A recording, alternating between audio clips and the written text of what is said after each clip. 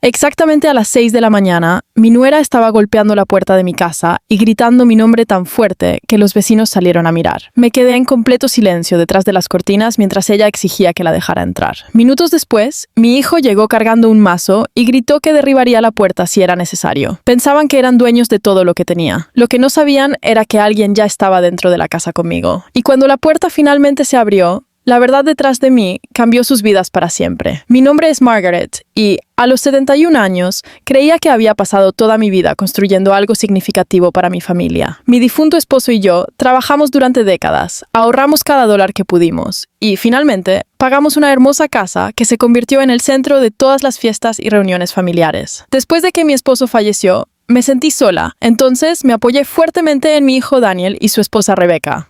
Confié en ellos completamente porque eran familia y asumí que querían lo mejor para mí. Durante varios años, todo parecía normal, pero poco a poco comencé a notar pequeños cambios en la forma en que me trataban, cada vez que el dinero o la propiedad se convertían en parte de la conversación. Las primeras señales de advertencia fueron lo suficientemente sutiles como para ignorarlas. Rebecca constantemente hacía preguntas sobre mi testamento, mis ahorros y quién heredaría la casa. Daniel insistió en que solo quería ayudarme a administrar mis finanzas, pero cada discusión de alguna manera terminó con sugerencias sobre transferir la propiedad o agregar su nombre a documentos importantes. Cada vez que dudaba, se ofendían y me recordaban que eran la única familia que me quedaba. Su presión aumentó tan gradualmente que casi me convencí de que provenía de un lugar de amor. En el fondo, sin embargo, algo andaba mal y ese sentimiento se volvió imposible de ignorar después de una conversación inesperada con el gerente de mi banco. Una tarde, el gerente me informó en privado que se habían realizado varias consultas inusuales con respecto a mis cuentas. Aunque no se había tomado dinero, alguien parecía extremadamente interesado en comprender cómo estaban estructurados mis activos. La información me perturbó porque nunca había autorizado a nadie a investigar mis finanzas. Casi al mismo tiempo, escuché a Rebecca hablando por teléfono sobre las renovaciones que planeaba hacer en mi casa algún día. Ella describía los cambios como si la propiedad ya le perteneciera. Por primera vez, consideré seriamente la posibilidad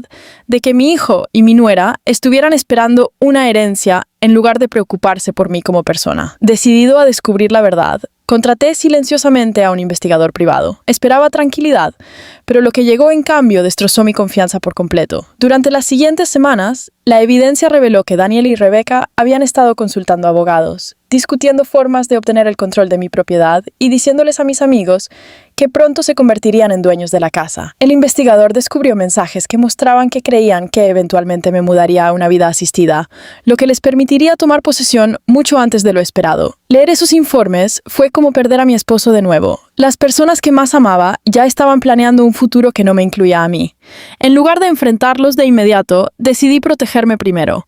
Actualicé mis documentos legales, revisé cada cuenta, fortalecí las medidas de seguridad y cambié todos los candados de la propiedad. Lo más importante es que contacté al abogado que había administrado el patrimonio de mi familia durante años y concerté una reunión privada. Juntos, creamos un plan que aseguraría que mis deseos fueran honrados e imposibles de desafiar. Un juez retirado, que es amigo de la familia desde hace mucho tiempo, también accedió a presenciar el papeleo final. Para cuando todo estuvo terminado, sentí algo que no había experimentado en meses. Me sentía a salvo. 3 días después llegó la tormenta. Exactamente a las 6 de la mañana, Rebecca comenzó a golpear la puerta de mi casa. Su voz resonó en el vecindario mientras se exigía saber por qué su llave ya no funcionaba. Mantuve la calma y me negué a responder. Pronto Daniel llegó cargando un pesado mazo. Furioso y con la cara roja, gritó que no tenía derecho a encerrarlos y me acusó de ser manipulado por extraños. Mirando desde la ventana, me di cuenta de que ninguno de los dos estaba preocupado por mi bienestar. Su enojo provenía de perder el acceso a algo que creían que les pertenecía. A medida que sus gritos se hacían más fuertes, un vehículo negro se detuvo en el camino de entrada. Daniel de repente se quedó en silencio cuando reconoció a la persona que salía. Era el abogado que manejaba mi patrimonio,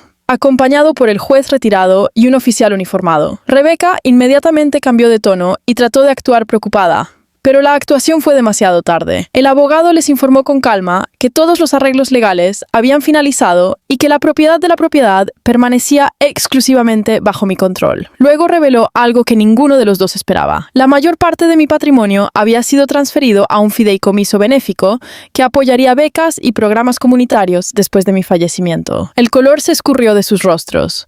Todo con lo que contaban desapareció en un solo momento. Daniel argumentó, Rebecca lloró y ambas insistieron en que había habido un malentendido. Luego el abogado produjo copias de mensajes, grabaciones y pruebas recopiladas durante la investigación. Cada excusa colapsó instantáneamente. Las personas que estaban frente a mi casa se vieron obligadas a confrontar sus propias acciones frente a testigos. Por primera vez, entendieron que la codicia les había costado mucho más que dinero.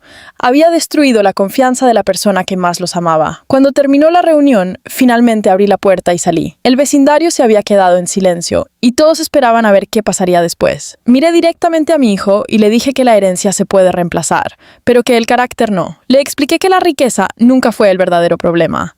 El problema era que habían dejado de verme como madre y comenzaron a verme como una oportunidad. Ninguno de ellos pudo mirarme a los ojos. Sin decir una palabra más, se alejaron, dejando atrás el futuro que habían pasado años planeando. Meses después, la vida volvió a ser pacífica. El fideicomiso benéfico comenzó a ayudar a los estudiantes a obtener una educación que de otra manera no podrían pagar, y me consolé sabiendo que mis ahorros crearían oportunidades en lugar de alimentar la codicia. Daniel finalmente se acercó con una disculpa sincera, y aunque el perdón llevó tiempo, la responsabilidad fue lo primero. Mirando hacia atrás, me di cuenta de que la mayor lección no era sobre el dinero o la propiedad.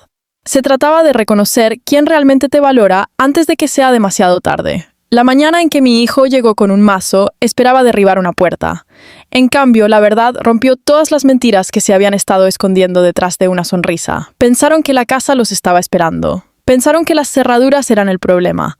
Pensaban que la puerta ocultaba su futuro. Pero cuando esa puerta finalmente se abrió, descubrieron algo mucho más poderoso que una herencia. Descubrieron la verdad y la verdad los dejó pálidos.